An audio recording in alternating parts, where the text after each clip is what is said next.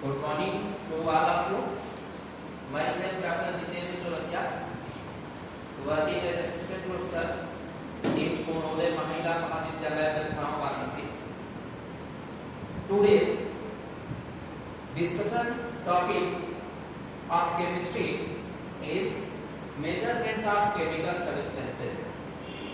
Prior to measurement of chemical substances, we have focused on their relatives. Example के लिए, अगर हम अपने डेली लाइफ में मार्केट में कोई भी सामान लेने जाते हैं तो हमें वो तीन तरीके से मेजर करके मिलता है।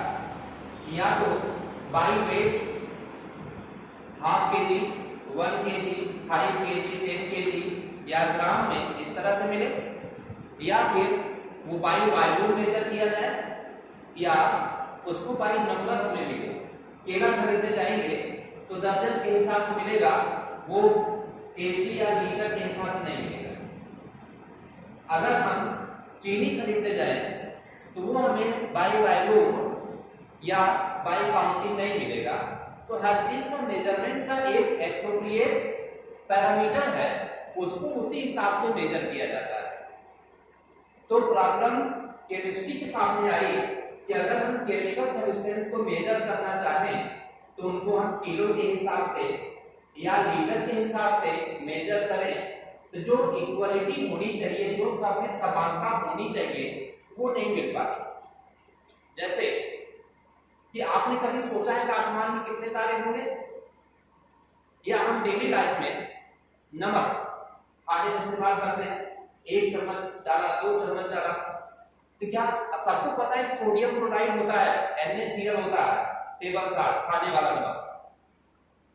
बेकिंग सोडा सोडियम बाइकार्बोनेट होता है, वो सबको पता है।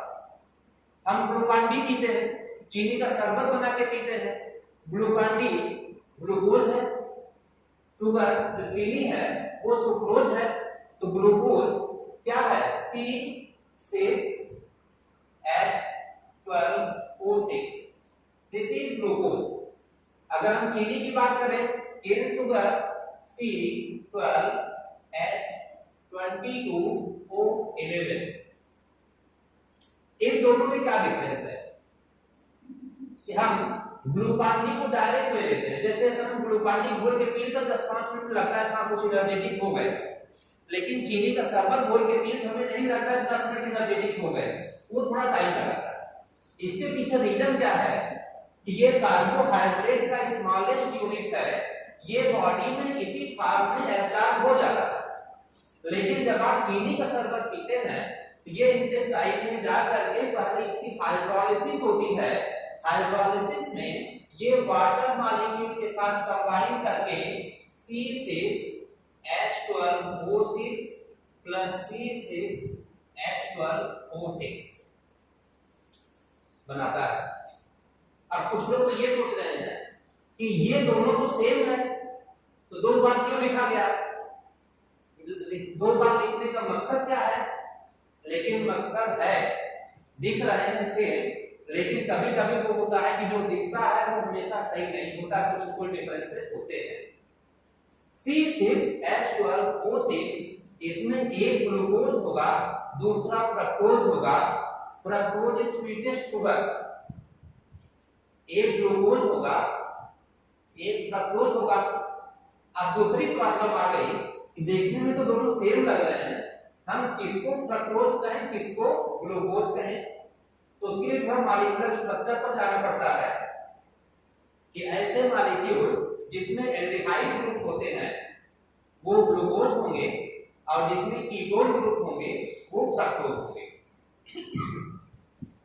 तो ये क्या करेगा? डायरेक्ट इस फॉर्म में बॉडी में एब्जॉर्ब नहीं होगा। जब हम उसको सॉल्यूशन के साथ में लेंगे तो ये इंटेस्टाइन में जा करके वहां हाइड्रोलिसिस होगा, ये इसमें ब्रेक होगा, तब जाके वो एब्जॉर्ब होगा। तो इसका डायरेक्ट एब्जॉर्प्शन है और इसका आफ्टर हाइड्रोलिसिस एब्जॉर्प्शन है। तो हमारा यहाँ पर इशू ये नहीं है कि सुक्रोज हाइड्रोलिसिस हो रहा है या कौन एब्जॉर्ब और कौन नहीं एब्जॉर्ब हो रहा है।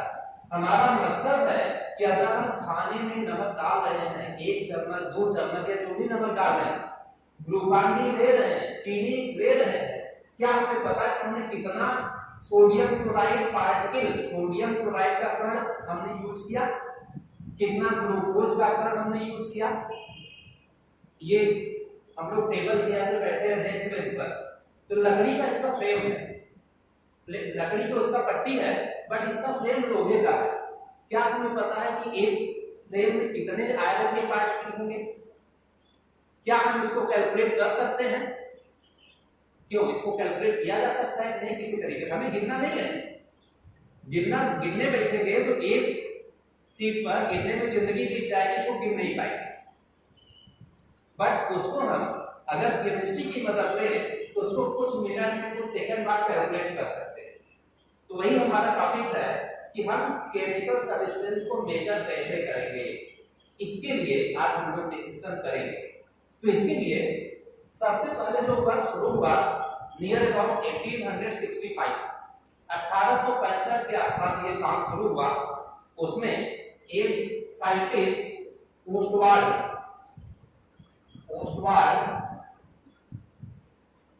ओस्टवार्ड ने एक शब्द जनरेट किया जिसको कहते हैं मोल।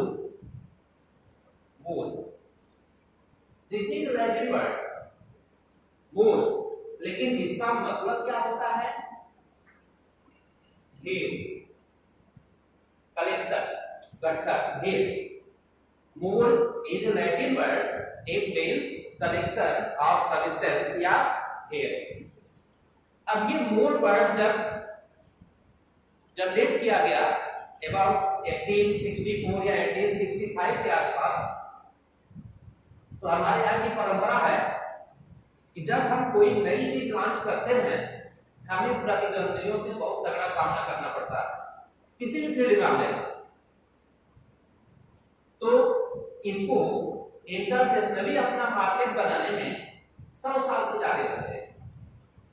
1865 में ये जनरेट किया गया, ओस्टवार्ड मर गए, उनके को वर्कर्स उस पर काम करते रहे, कुछ किए कुछ नहीं किए, लेकिन लगातार काम उस पर होता गया। और 1974 में जब 14th IUPAC का कॉन्फ्रेंस हुआ, IUPAC केमिस्ट्री का इंटरनेशनल कमीशन है, केमिस्ट्री में बिना IUPAC कोई चीज पास नहीं होता। जैसे इस समय WHO है, तो विश्व का कोई भी हेल्थ से रिलेटेड कोई भी इशू होगा WHO से पास होके चलेगा।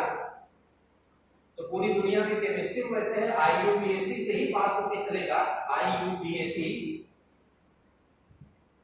तो जब तक यहाँ नहीं पहुंचेगा तब तक वो इंटरनेशनली एक्सेप्टेड नहीं होगा। What is IUPAC? International Union of Pure and Applied Chemistry. International Union of Pure and Applied Chemistry।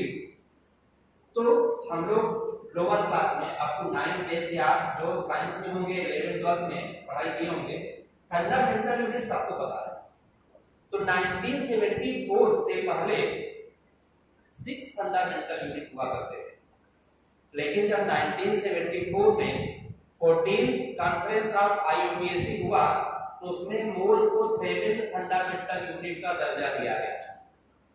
मोल को 7 फंडामेंटल यूनिट का दर्जा दिया गया और उसके बाद 6 फंडामेंटल यूनिट के स्थान पर 7 फंडामेंटल यूनिट होने लगे और 7 फंडामेंटल यूनिट हुआ मोल, जिसका यूज हम करते हैं कि किसी भी केमिकल सब्सटेंस को मेजर करने के लिए। अब इस मोल का क्या कमाल है कि हमने ऊपर लिख दिया है जो कॉमन कुछ एलिमेंट है, इनका atomic weight, hydrogen atomic weight 1 होगा, लिथियम लाइटेस्ट मेटल है, atomic weight 3, carbon 12, nitrogen 14, oxygen 16, calcium 20, magnesium 24, sulphur 32, phosphorus 31। अब ये हम डिस्कस करें कि मोल क्या है। 1865 में पहली बार तो मोल आया, लेकिन सुनने में ये मोल वर्ड नया लगा, बट अगर हम इसकी गहराई तक जाएं तो कुछ नया नहीं है। जैसे हम किलोग्राम मेजर करते हैं, लीटर में मेजर करते हैं, स्क्वायर फीट मेजर में, जैसे अदर पैरामीटर्स हैं वैसे ही मोल है। तो अब हम देखेंगे कि किसी भी केमिस्ट्री में किसी भी सब्सटेंस को मेजर करने के लिए कैसे कैसे टूल्स इस्तेमाल किए गए हैं।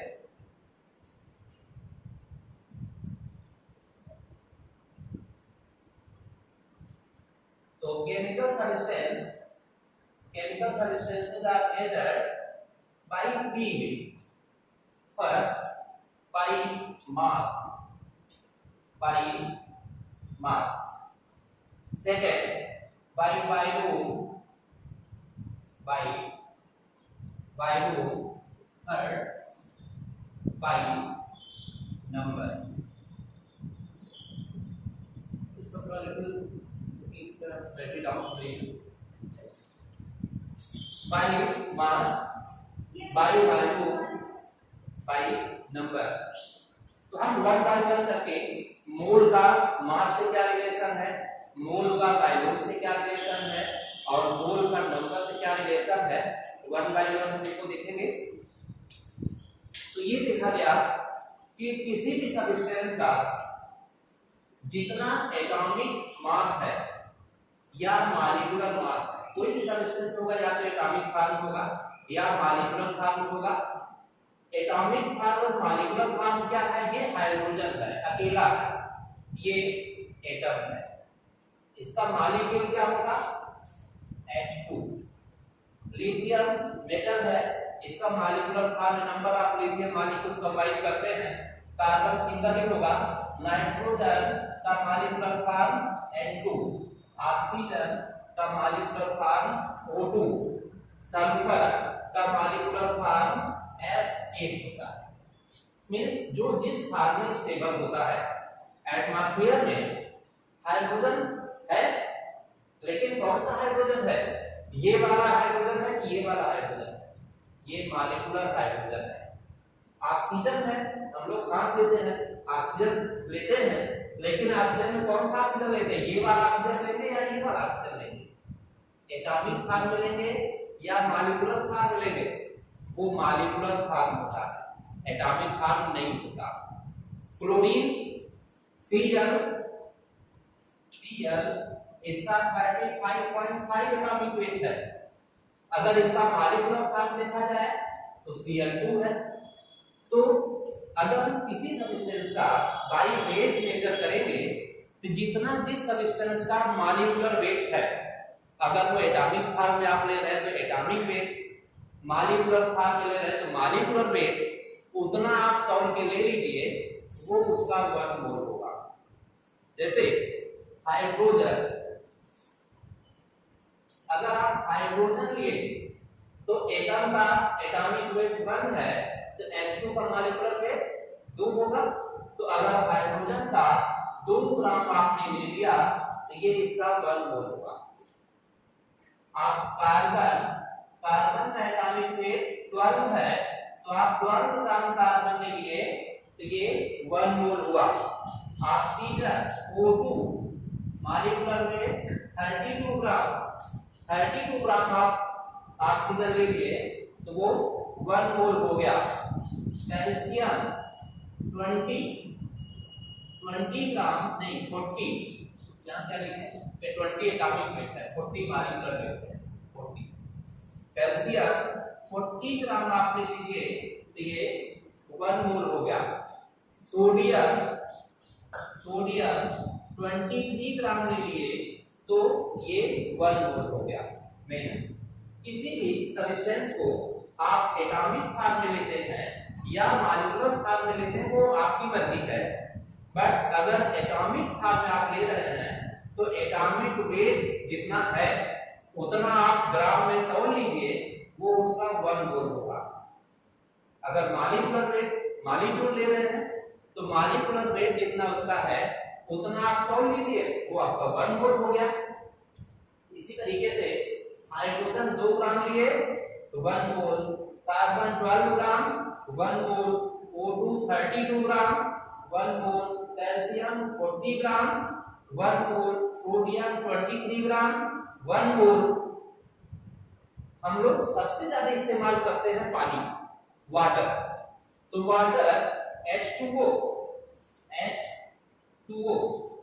इसका मॉलिक्यूलर वेट 18 है 18 ग्राम 18 ग्राम। तो 18 ग्राम पानी तौलना सबसे आसान है, क्योंकि वाटर एक ऐसा सब्सटेंस है कि चाहे आप नाप के लीजिए चाहे आप तौल के लीजिए सब कुछ सेम आएगा। क्यों? क्योंकि इसकी डेंसिटी 1 होती है। तो वेट इज इक्वल टू क्या होता है? तो weight is equal to volume into density. अब डेंसिटी वाटर की 1 होगी तो weight is equal to volume. आप चाहे नाप के लीजिए चाहे आप तौल के लीजिए उसमें कोई डिफरेंस नहीं आएगा। 1 kg is equal to 1 litre. क्यों? क्योंकि इसकी डेंसिटी 1 होगी। तो अगर आपसे पूछा जाए कि जितना वाटर हम ले रहे हैं 18 ग्राम पानी लेंगे, 18 ग्राम पानी में हम कितना ऑक्सीजन मॉलिक्यूल ले रहे हैं, थोड़ा सा हम लोग एक्सरसाइज कर लें इसका कि अगर हम पानी ले रहे हैं तो H2O क्या होगा? 2H2O कर दें तो ये आपको मिल जाएगा 2H2 प्लस O2। ये H2O डिकम्पोज ये इस तरीके से नहीं होगा, बट जब हम इलेक्ट्रोलिसिस करते हैं तब जाके हाइड्रोजन और ऑक्सीजन रिलीज होते हैं। लेकिन अगर ये पूछा जाए 18 ग्राम पानी में कितना हाइड्रोजन मॉलिक्यूल है कितना ऑक्सीजन मॉलिक्यूल है, हम आसानी से कैलकुलेट कर सकते हैं। ये हो गया 18 गुना 36 ग्राम। 36 ग्राम मींस ये क्या हो गया? 2 मोल। अब ये 2 मोल के लिए ये कितना ग्राम है? कितना ग्राम है? ये O2 H2 2 ग्राम, तो यहाँ 2 से मल्टीप्लाई है तो हाइड्रोजन 4 ग्राम हो गया। हाइड्रोजन 4 ग्राम हो गया और ऑक्सीजन 32 ग्राम हो गया। ये हो गया 2 मोल और ये हो गया 1 मोल। 1 मोल। अब आवागैड्रो हाइपोथेसिस ये कहता है कि at standard temperature and pressure same कोई भी सब्सटेंस हो, अगर उसके नंबर ऑफ मोल सेम होंगे तो उनमें नंबर ऑफ मॉलिक्यूल या नंबर ऑफ एटम या पार्टिकल भी सेम होंगे। तो अगर 1 मोल है तो आवागैड्रो नंबर कितना है? 6.02 into 10 power 23। Avogadro number 6.02 into 10 power 23। अब आप बोल लीजिए कि हम लोग लाख करोड़ नहीं गिनने में परेशान रहते हैं। अब बताइए 10 के ऊपर 23 जीरो है कितना होगा? अभी जो मैक्सिमम बजट अभी जो भी मिला था मोदी जी ने जो अनाउंस किया था 2 लाख करोड़ का, 2,20 लाख करोड़, इसमें 13 जीरो थे। उससे भी ये 10 जीरो ज्यादा है। इतना काउंट करना होगा। 1 मोल कोई भी होगा तो वो इतना एटम या इतना मॉलिक्यूल होगा। देखिए अगर 2 मोल है तो 1 मोल में इतना है तो 2 मोल में कितना होगा? 2 into 6.02 into 10 power 23। इतना हाइड्रोजन मॉलिक्यूल हमारे 18 ग्राम पानी में प्रेजेंट होगा। ऑक्सीजन कितना होगा? 1 मोल है तो 6.02 into 10 power 23। तो ये ऑक्सीजन 18 ग्राम पानी में 6.023 into 10 power 23 ऑक्सीजन के मॉलिक्यूल होंगे। 2 into 6.02 into 10 power 23 ये हाइड्रोजन के मॉलिक्यूल प्रेजेंट होंगे। इतने मिल करके तब आपको 36 ग्राम पानी मिलेगा। तो अगर हमें 18 ग्राम की बात करना है इसको भी आधा करते हैं, इसको भी आधा करते हैं, इसको भी आधा करते हैं, हो गया। ये एक जो कि वाटर है सबसे बेसिक चीजें हैं। तो अगर हम केमिस्ट्री के पॉइंट ऑफ व्यू से हमें नहीं पता कि इसमें ऑक्सीजन कितने हैं हाइड्रोजन कितने, बट इस आधार पर हम number of atom number of particle सब कैलकुलेट कर सकते हैं। इवन किसी भी मैटर का बेसिक यूनिट क्या है? Electron proton neutron. तो अगर हम चाहें तो इसमें इलेक्ट्रॉन प्रोटॉन न्यूट्रॉन में निकाल सकते हैं। वो कैसे निकलेगा? ऑक्सीजन O2 आप लीजिए, O2 ऑक्सीजन में कितने इलेक्ट्रॉन होंगे? ये ऑक्सीजन कैसे बनेगा? O, ये है O प्लस O, इसमें इलेक्ट्रॉन कितने? यहाँ 8 8 16 इलेक्ट्रॉन। प्रोटॉन कितने? 8 8 16 और न्यूट्रॉन कितने? 8 8 16। तो O2 में 16 इलेक्ट्रॉन, 16 प्रोटॉन, 16 न्यूट्रॉन होंगे 1 O2 में। तो हमारे पास कितने O2 हैं? 6.04 into 10 power 23। तो अगर हम इसी, जब ये O2 में 16 है तो इतने O2 में कितने होंगे? 60 into 6.02 into 10 power 23। ये हो गया बाय वेट मेजरमेंट। तो अगर हम किसी भी सब्सटेंस को मेजर करें तो जितना उसका एटॉमिक वेट है, जितना उसका मॉलिक्यूलर वेट है, उतना हम ले लें तो वो उसका 1 मोल होगा।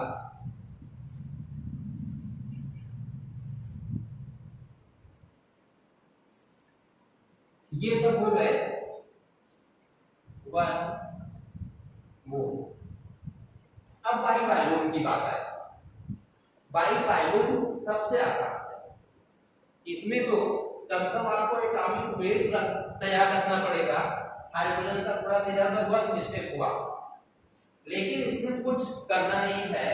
कोई भी सब्सटेंस हो at standard temperature and pressure, कोई भी सब्सटेंस हो, 1 मोल सब्सटेंस का वॉल्यूम कितना होगा? 22.4 लीटर। 22.4 लीटर। आपको 1 मोल कुछ भी आप लीजिए, 1 mole hydrogen 22.4 litre, 12 gram carbon 22.4 litre, 32 gram oxygen 22.4 litre, 40 gram calcium 22.4 litre, 23 gram sodium 22.4 litre, 18 gram H2O 22.4 litre. At standard temperature and pressure पर आप 18 ग्राम H2O को वेपराइज कर दीजिए, वेपर में कन्वर्ट कर दीजिए। तो स्टैंडर्ड टेम्परेचर एंड प्रेशर पर उसका वॉल्यूम 22.4 लीटर होगा। इसको कहते हैं स्टैंडर्ड मोलर वॉल्यूम। और इसी तरीके से अगर किसी भी सब्सटेंस को काउंटिंग करना हुआ तो हम क्या करें? कोई भी सब्सटेंस है 1 मोल है तो ये हो जाएगा 6.022 into 10 पावर 23। 10 पावर 23 अपने में ही एक बड़ा चैलेंज है उसको काउंट करना। इसको कैलकुलेशन के आधार पर ही पॉसिबल है इसको कैलकुलेट किया जाए। अब हमने जो कहा कि आप टेबल, अगर आपको देखना है कि हमारा जो लोहे का टेबल है उसमें कितने आयरन के पार्टिकल हैं, आप कुछ मत करिए, लोहे को आप तौलवा लीजिए। आयरन, ये है आयरन, इसका एटॉमिक वेट 56 है। आयरन का एटॉमिक वेट 56 है। आप तौलवा लीजिए और तौलवाने के बाद उसको वेट ले लीजिए, उसको 56 से डिवाइड कर दीजिए तो कितना आएगा? वो उसका नंबर ऑफ मोल आ जाएगा। यहाँ नंबर ऑफ मोल आ गया। अब मान लीजिए कि आपने तौला और आपको 560 ग्राम मिला, या कोई जरूरी नहीं 560, लेकिन जब आपने मन से ही लेना है, हम क्यों अपनी मुसीबत में डालें कि डिवाइड में डेसिमल जाना शुरू करें? सिंपल में 10 आ जाए। तो हमने क्या किया कि अगर 560 ग्राम हमने तौला उसको 56 से डिवाइड किया तो ये हो गया 10 मोल आयरन। अब इसमें नंबर ऑफ आयरन पार्टिकल कितना हुआ? ये हो जाएगा 10 into 6.02 into 10 power 23, that is 6.02 into 10 power 24। तो अगर आप 560 ग्राम आयरन की रॉड या आयरन का लोहे का बना हुआ कुछ भी आप ले लेते हैं तो उसमें कितने आयरन के पार्टिकल होंगे? 6.02 into 10 पावर 24। तो किसी भी सब्सटेंस का मेजर करने का ये तरीका कि अगर आप बाई वेट लेते हैं तो सबसे आसान है कि आप उसका जो भी सब्सटेंस है उसका मॉलिक्यूलर वेट या एटॉमिक वेट आप लीजिए, जितना मॉलिक्यूलर वेट या एटॉमिक वेट है उतना आप तौल लीजिए, वो उसका 1 मोल हो गया। या अगर बैंक किया है तौल के नहीं लाना है, वॉल्यूम से मेजर करके ले आना है, तो आपको बस एक कर देना चाहिए जिसकी कैपेसिटी 22.4 लीटर हो। तो आप क्या करिए, आपको हाइड्रोजन चाहिए 22.4 लीटर, मान लीजिए ये है भरा, आपको दे दिया। 1 मोल ऑक्सीजन चाहिए, इसी को भरा और दे दिया। 1 मोल नाइट्रोजन चाहिए, इसी को भरा और दे दिया, वही 1 मोल होगा। अगर नंबर ऑफ पार्टिकल है, मान लीजिए आप खरीदने गए, हम लोग खरीदने गए, तो दुकानदार कहा देखो भाई हमारे पास ना तो तौलने की मशीन है ना तो नापने का कोई सिस्टम है, हमारे पास काउंटर मशीन, फटाफट जैसे बैंक में नोट गिनते वैसे जो भी आप मांगेंगे एटम या पार्टिकल जल्दी काउंट करके आपको दे देंगे। हमने कहा ठीक है, हम इतना तो दे दीजिए, नाप दे दीजिए, बाकी चीजें मैनेज कर लेंगे। तो 2 gram hydrogen equivalent to 22.4 liter hydrogen equivalent to 6.02 into 10 power 23 hydrogen molecule। 12 gram carbon equivalent to 22.4 liter carbon which is equivalent to 6.02 into 10 power 23। इसी तरह से 32 ग्राम ऑक्सीजन ये बराबर होगा 22.4 लीटर ऑक्सीजन के, और इसमें 6.02 into 10 पावर 23 ऑक्सीजन के मॉलिक्यूल होंगे। कैल्शियम 40 ग्राम ले लीजिए, कैल्शियम 40 ग्राम तौल लीजिए, इसका स्टैंडर्ड टेम्परेचर एंड प्रेशर पर वॉल्यूम 22.4 लीटर, और उसमें कितने कैल्शियम के कण होंगे 6.02 into 10 पावर 23। ठीक है,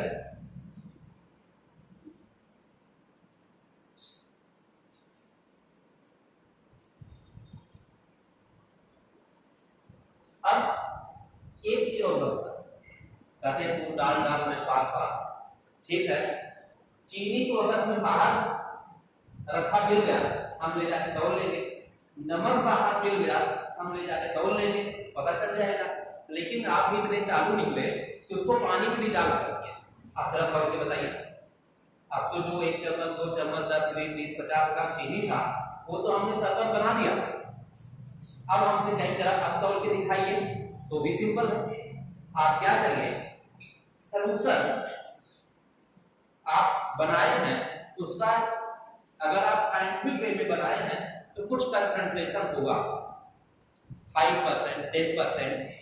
5% का मतलब 5 ग्राम इन 100 ml, 10% का मतलब 10 ग्राम इन 100 ml।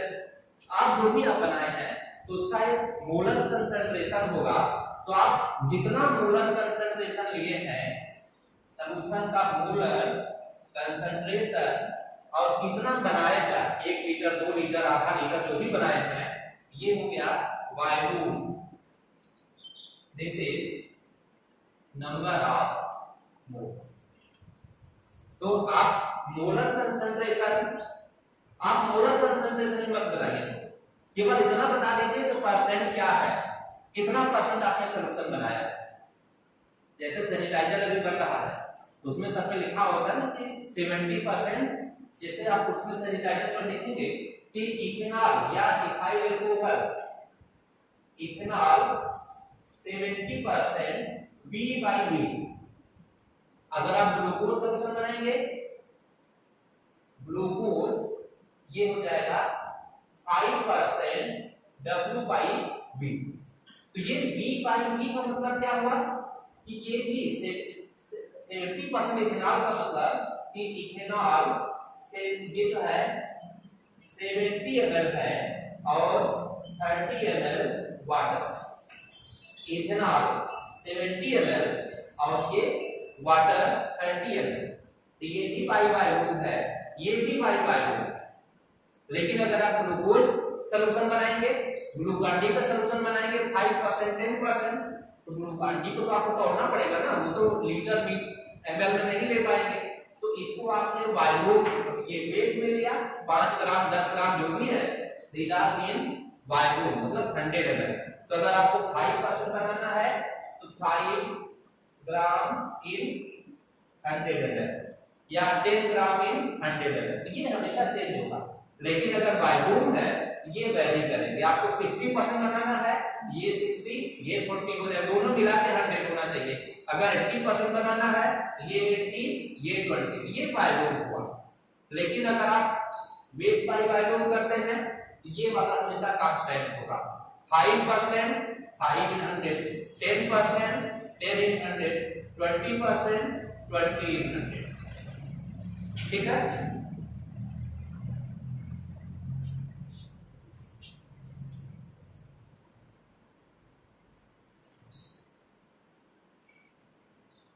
अभी कंटिन्यू क्या करते हैं, क्या कह रहे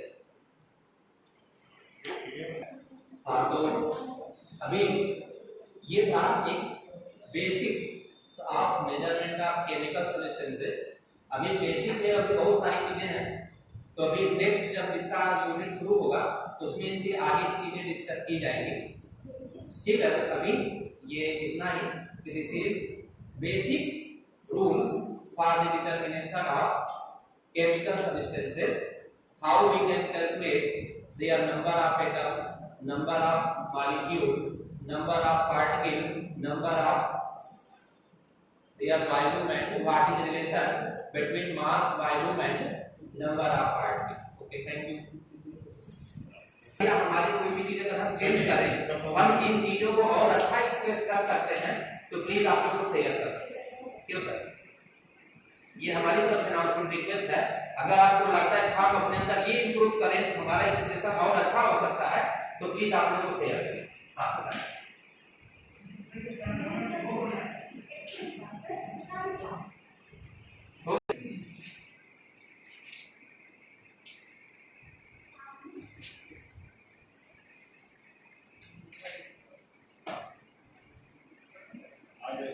आपका भी प्रोजेक्ट होगा, लेकिन बाकी दूसरा किसका होगा?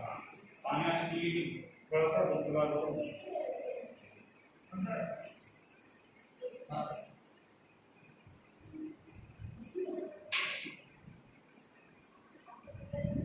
पाँच मिनट बाद फिर अपने लिए दूसरी है 5 मिनट बाद पानी क्या बना है उसको बिना हुआ क्या हो जाएगा।